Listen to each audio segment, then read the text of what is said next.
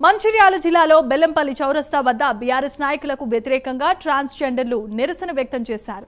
అసెంబ్లీలో తమ గురించి బీఆర్ఎస్ నేతలు చేసిన వ్యాఖ్యలను తీవ్రంగా ఖండిస్తున్నామని ట్రాన్స్జెండర్లు తెలిపారు.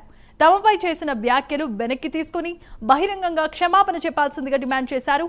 లేకుంటే రాష్ట్ర వ్యాప్తంగా ఆందోళన చేస్తామని ట్రాన్స్జెండర్లు హెచ్చరించారు.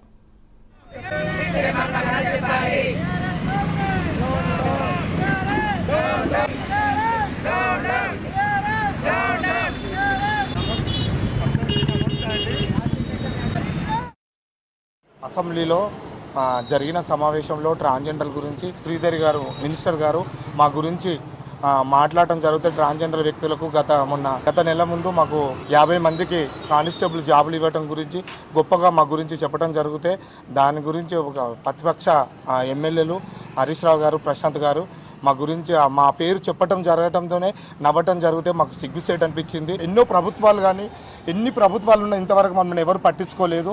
ఇప్పుడున్న ప్రభుత్వం సీఎం గారు మమ్మల్ని గతంలో గుర్తించి మమ్మల్ని సమాజంలో గుర్తించి ప్రతి విషయంలో కూడా ఉద్యోగ అవకాశాలు, గవర్నమెంట్ పథకాలు, మహిళలతో సమానం కూడా మాకు కూడా బస్సులో కూడా ఫ్రీ బస్సు కూడా చేయటం జరిగింది.